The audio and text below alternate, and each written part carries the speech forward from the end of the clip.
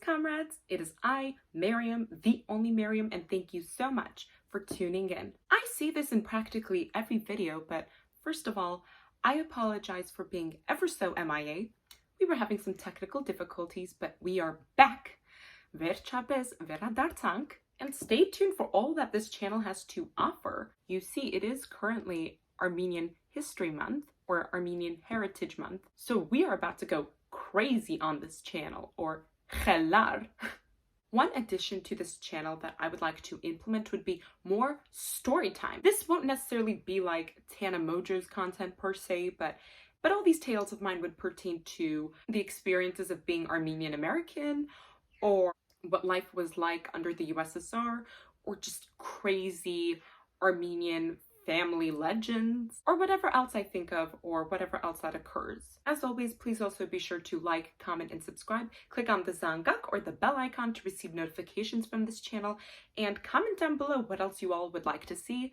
Thank you so much for the recent support. As always, I deeply appreciate it. Now, let us discuss how my Armenian grandmother met NEIL Armstrong in Armenia. Or actually, let me rephrase that. How NEIL Armstrong had the privilege of meeting my Armenian grandmother. Period! Period! Period! Period! Period! Period! Period! Period! It's quite interesting because everyone on my paternal side of the family is a scientist. Like, my father is a PhD chemist.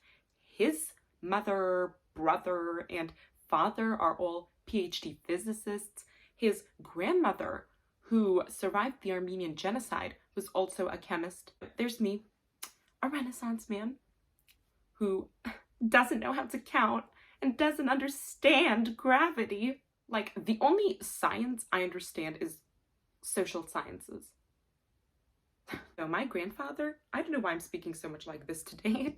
I mean, us Armenians, all we do is speak with our hands. But my grandfather actually knew somebody who put an element on the periodic table. Comment down below if you want to hear that story time. But anyways, moving forward. Grandmother is currently retired, but she worked as a physicist, and she worked at the Fizikai Institute, or the Institution for Physics in Armenia. And the institution that she worked at was located in the outskirts of Yerevan, or the capital city of Armenia. So the year was either sometime in the late 60s or like in the early 70s. I'm not sure if this was before or after NEIL Armstrong completed his expedition. I believe it was after. You see, I've heard this story so many times, yet like, I don't know, some little details here and there have escaped my mind clearly. And apparently NEIL Armstrong was going to visit the USSR, or the Soviet Union. And for those who don't know, this all occurred during the time of the space race, which was where the United States of America and the Soviet Union would essentially compete to see who had the better technology, who could accomplish more in regards to space exploration. Now let me tell you something. I am not a communist, thank you very much. I ain't no commie. But I can tell you that the USSR really did win the space race. We just don't ever admit that in America. You see, the Soviet Union, they sent the first man to space, the first woman to space, like a monkey and a dog to space, or something of that sort.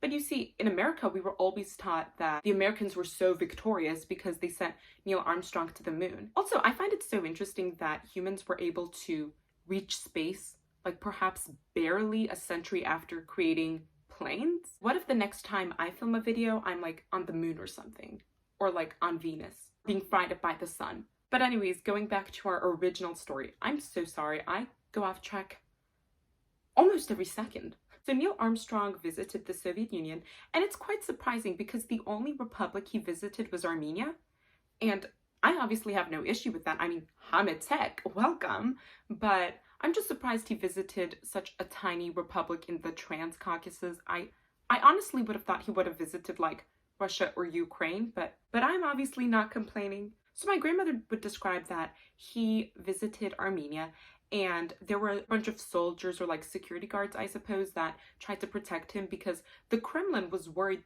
that if something were to happen to NEIL Armstrong while on Soviet soil, that this would erupt into some sort of conflict with America. So everyone was very cautious around him. My grandmother got to meet him, and she said that he was a very kind and gentle man. I mean, every time that she's ever spoken about him, it was nothing but praise. And it's also interesting because she actually got his signature. I don't have a picture of it, but we had somebody inspect it and they said that if we were to sell it on eBay or something of that sort, it would be around like $5,000 or like a couple grand.